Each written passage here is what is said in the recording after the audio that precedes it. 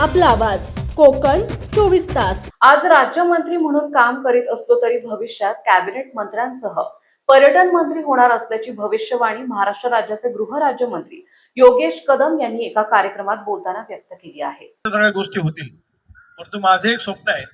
खरं तर राज्यमंत्रीपद हे आज आपल्याकडे आहे।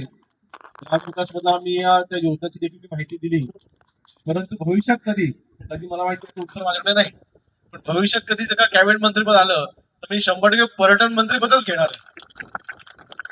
तर माझे स्वप्न आहे आपल्या कोकण किनारपट्टीवरती असलेले जेवढे समुद्र किनारे आहेत, कोकणामध्ये पर्यटनाच्या दृष्टीने हजारो अशी पर्यटन स्थळे आहेत जी आपण विकसित करू शकतो। करोडोच्या संख्येने पर्यटक आपल्या कोकणात येऊ शकतात, इतकी मोठी ताकद आहे, परंतु ह्याचा कधी कोणी उपयोगच करून घेतलेला नाही। या दृष्टीने कधी कोणी विकासच केलेला नाही। म्हणजे आजही पर्यटन या विभागाच्या अंतर्गत गावोगावांमधले आपण मंदिरांच्या सभामंडपच बांधतोय।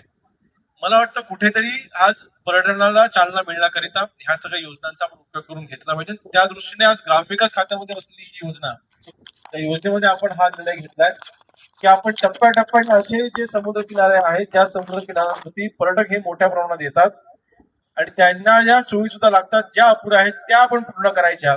कोकणात आजही पर्यटनासाठी अपूर्ण सुविधा आहेत, हे गृहराज्यमंत्री योगेश कदम यांनी मान्य करून भविष्यात आपण पर्यटन विभागाचे कॅबिनेट मंत्री झालो तर पर्यटनाला चालना मिळवण्यासाठी काम करू असा विश्वासही त्यांनी व्यक्त केला।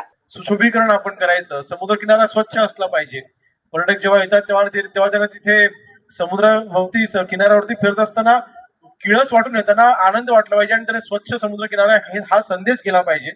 वाटतं ह्या दृष्टीने ज्या कुठल्या सोयी सुद्धा उपलब्ध करायच्या आहेत त्याकरिता पहिल्या टप्प्यामध्ये जसं 4.5 कोटी आपल्याला त्या पर्यटन विभागाच्या कडून मला वाटतं आलेले आहेत, त्याच धर्तीवरती आपल्या ग्रामविकासच्या या विभागाच्या अंतर्गत कोकण ग्रामीण पर्यटन ह्या योजनेच्या अंतर्गत कमीत कमी 8 कोटीचा निधी तरी आपण पुढच्या 4 महिन्यामध्ये आपण आपल्याला मंजूर करून घेऊ आपल्या लाडगड समुद्र किनाऱ्यासाठी। आणि टप्प्याटप्प्याने आपण हा निधी वाढवू देखील आणि जेणेकरून आपल्याला ह्या सगळ्या सोयी सुद्धा उपलब्ध करून देता येतील। आणि आपलं लाडगड, त्याचं कर्दे, मुरुड असेल, हरणे असेल, या 4-5 समुद्र किनाऱ्यांवरती वर्षाला 5 ते 7 लाख पर्यटक येतात। 5 ते 7 लाख पर्यटक वर्षाला येतात। ही संख्या फार मोठी आणि ही आपल्याला वाढू शकते।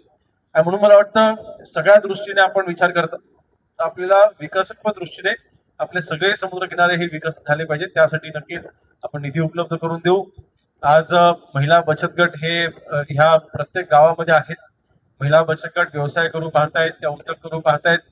महिला बचत गटांना खरं तर मी ठरवलेलं आहे की ज्यावेळेस आपण हे सगळे समुद्र किनारे आपण विकसित करू, जसं आपलं आता हरणे बंदर आपण बांधतोय तेव्हा 205 कोटीचा आपण निधी आणला, हरणे बंदराचं काम चालू आहे, आंतरराष्ट्रीय स्तराचं आपण हरणे बंदर करतोय। तर ह्या सगळ्या सोयी सुद्धा उभ्या करत असताना समुद्र किनाऱ्यावरती जेवढे हॉटेल उभे राहतील, जेवढ्या कुठल्या सुविधा उभ्या राहतील, या सगळ्या सोयी सुविधा ह्या बचत गटामार्फतच चालल्या पाहिजेत। त्यांना आपण चालवला देणं, त्यांना त्याची ताकद वाढवणं, मला वाटतं हा निर्णय प्रत्येक गावाने जर का केला, प्रत्येक गावामधल्या महिला बचत गट देखील 100% सक्षम होऊ शकतात। रत्नागिरी जिल्ह्याच्या दापोली तालुक्यातील लाडघर येथे आयोजित एका कार्यक्रमात बोलताना गृहराज्यमंत्री योगेश कदम यांनी पर्यटन स्थळावरील हॉटेल्स महिला बचत गटामार्फत चालवले जावीत अशी अपेक्षा व्यक्त केली आहे। आणि महिला बचत गटांना जास्तीत जास्त ह्या उद्योजकतेमध्ये उतरवणं, त्यांना प्रोत्साहन देणं हा नक्कीच आपला प्रयत्न राहील। शेवटी जातात एवढंच सांगेन, आज आपण हे सर्व करतोय तुमच्या आणि आपल्याच एकी आहे म्हणून आपण सर्व हे करू शकतोय। माझी आपल्या सर्वांना विनंती असणार की आपल्या लाडघर गावाची एकी मोडू देऊ नका, आपण सर्व एकत्र राहणं अत्यंत आवश्यक आहे। जसं ब्लू फ्लॅगचा फायदा हा काही कुठला, जे ब्लू फ्लॅग हा ब्लू असणार आहे, त्याला कुठल्या पक्षाचा झेंडा नसणार आहे, बरोबर की नाही? तिथे ना धनुष्यबाण असणार आहे, ना घड्याळ असणार आहे, ना तिथे हात असणार, ना कमळ असणार आहे। ब्लू फ्लॅग हे मानांकन आपल्या सर्वांच्यासाठी आहे। मला वाटतं जसं ह्या करता आपण एकत्र आले आहात, आता काही दिवसांनी ग्रामपंचायतची निवडणूक आहे, मी काय राजकीय जास्त बोलणार नाही आज, परंतु ग्रामपंचायत निवडणूक मला मागचे 10 वर्ष तरी मी आज राजकीय दृष्ट्या इथे सक्रिय असताना आपण समविचारी ग्रामपंचायत राहिलेली आहे आणि भविष्यात देखील ती आपल्या सर्वांच्या एकाच विचाराची असेल, मी अपेक्षा नक्कीच बाळगतोय।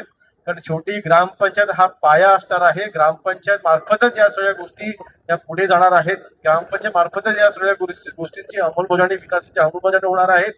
ह्या दृष्टीने आपली एकी असणं, आपण एका काय म्हणतो आपण स्तरावरती असणं हे अत्यंत महत्वाचं आहे. मला वाटतं तो निर्णय देखील आपण सर्व योग्य निर्णय घ्यायलाच हा माझा विश्वास आहे. अधिक वेळ घेत नाही. आज आपण सर्वांनी, आज मला कल्पना आहे की थोडं घाईत आपण हे भूमिपूजन केलेलं आहे, उद्घाटन केलेलं आहे आणि थोडं कार्यक्रम तारीख बदलल्यामुळे गोंधळ देखील झाला असेल. माझा जरा नाईलाज होता, परंतु नक्कीच विकासाच्या दृष्टीने लाडघर गावाकडे माझं अत्यंत बारकाईने लक्ष आहे. आपल्या लाडघर गावाला मला, कारण शेवटी ब्लू फ्लॅग मिळणं ही फक्त गावाकरता नाही तर माझ्या आपल्या मतदारसंघाकरता देखील ही अभिमानाची बाब आहे आणि नक्कीच त्यासाठी मी स्वतः प्रयत्नशील असणार आहे आणि ह्यामध्ये आपण कुठेही कमी पडायचं नाही. माझी संपूर्ण ताकद ही विकासात्मक दृष्टीने असलेली सगळी ताकद ही नक्कीच लाडघर गावाच्या विकासाकरता मी देखील पडायला लावेल हा शब्द मी आपला सर्वांना देतो आणि अधिक वेळ न घेता इथेच थांबतो. जय हिंद, जय महाराष्ट्र. समुंदर की गोद में पला है तू,